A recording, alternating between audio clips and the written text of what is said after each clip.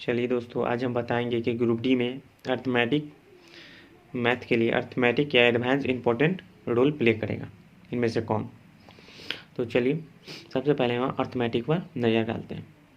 तो group D में arithmetic का सबसे ज़्यादा इम्पोर्टेंस रहता है एडवांस की अपेक्षा में, क्योंकि आप भी जानते हैं ग्रुप डी लेवल का जॉब में के लिए एडवांस मैथ ज़्यादा नहीं पूछ सकता। तो अर्थमेटिक पूछता है, और अर्थमेटिक पूछता है तो अच्छे लेवल का अर्थमेटिक पूछता है। जो बच्चा जो कॉन्सेप्ट के साथ पढ़े हुआ है उसके लिए ग्रुप डी निकालना आसान हो जाता है मैथ, क्योंकि ग्रुप डी में बेसिक नॉलेज ज़रूरी होता है।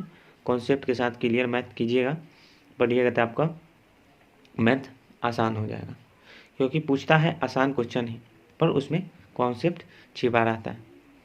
अगर आप पूरा कॉन्सेप्ट के साथ पढ़े हुए हैं तो आप निकाल सकते हैं। इसलिए मैं कहता हूँ कि आप पढ़िए, पर हर एक क्वेश्चन समझ के पढ़िए, क्योंकि बहुत सारे बच्चे जैसे नहीं पढ़िए कि आप दिन भर पढ़ रहे हैं पर आपके दिमाग में एक भी नहीं जा रहा है। कहने के लिए तो आप 8 घंटा 9 घंटा पढ़ते हैं, पर आप समझ के नहीं पढ़ते हैं, क्योंकि ऐसे पढ़ाई का कोई ज़्यादा रोल नहीं होता है। इसलिए कहता हूँ भाई कि जितना भी पढ़े पर हम समझ के पढ़ें, क्योंकि बहुत ऐसे आदमी होते हैं जो दिन पढ़ते रहते हैं, वो रटते रहते हैं। वो बहुत आदमी होते हैं जिसे हम देखते हैं जो वो मैथ के क्वेश्चन को भी याद करने का कोशिश करते हैं, पर मैथ याद करने का तरीका नहीं है।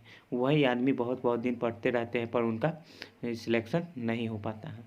तो पढ़ने का बेस्ट उपाय है जो आप पढ़िए और समझिए क्वेश्चन, इसलिए वो रीजनिंग हो, साइंस हो या मैथ हो।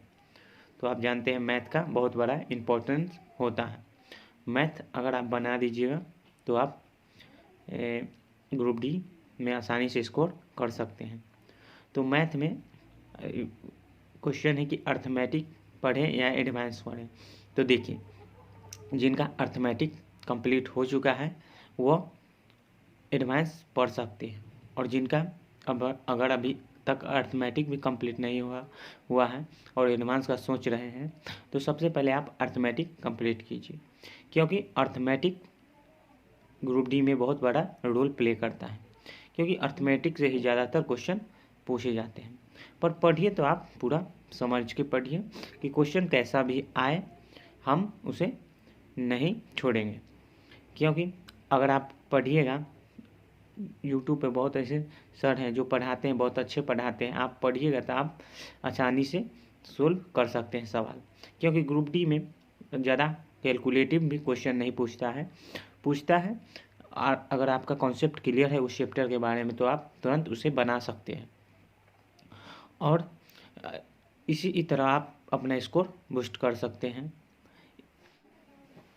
तो चलिए छोड़ते हैं इसके बारे में, कैसे अच्छी तरह से पढ़ाई किया जाए इसके बारे में किसी दूसरे वीडियो में बात करेंगे। चलिए आज का वीडियो है, अगर आपका अर्थमेटिक कंप्लीट नहीं हुआ है तो सबसे पहले आप अर्थमेटिक कंप्लीट कीजिए, पूरा अर्थमेटिक कॉन्सेप्ट के साथ क्लियर कीजिए। उसके बाद आप क्वेश्चन लगाना शुरू कीजिए।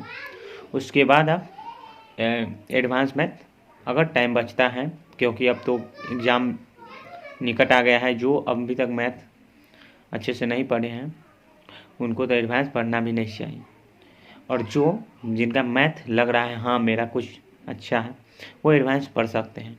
तो सबसे पहले बात आता है कि एडवांस का कौन कौन चैप्टर पढ़ें।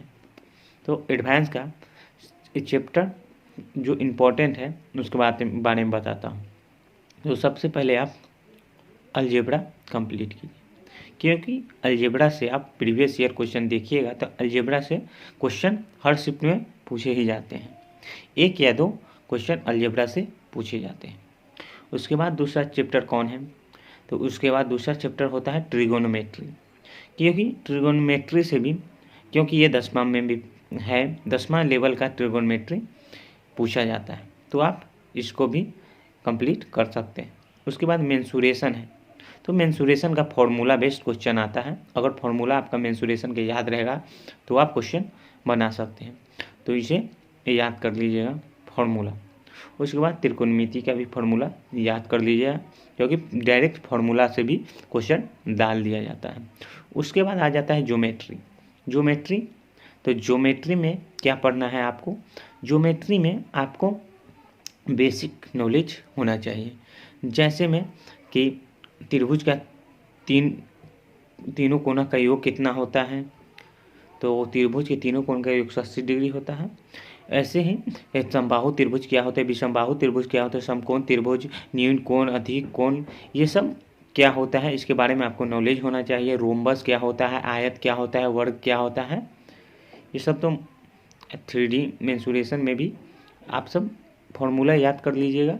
और कुछ बेसिक सा क्वेश्चन जो प्रीवियस मैथ दिए हैं, कहे हम जो बुक है यूथ पब्लिकेशन का, उसे आप रिवाइज कर सकते हैं, उसे आप प्रैक्टिस कर सकते हैं। तो ऐसे करके आप अपना स्कोर बूस्ट कर सकते हैं। तो चलिए, यही है एडवांस मैथ का रोल। अगर आप एडवांस मैथ पढ़ना चाहते हैं तो आप साहिल सर से भी पढ़ सकते हैं एडवांस मैथ, वह पढ़ाए हुए हैं ग्रुप डी के लिए, और वह प्रीवियस ईयर क्वेश्चन भी कराए हुए हैं। अगर जिन लोगों को अभी से कोई क्वेश्चन फंसता भी है तो वह मेरे कमेंट बॉक्स में कमेंट कर दीजिएगा, मैं उसका सोल्व बना दूंगा। थैंक यू, धन्यवाद। और वीडियो पसंद आई हो तो लाइक करें एंड सब्सक्राइब ज़रूर करें। थैंक यू, धन्यवाद।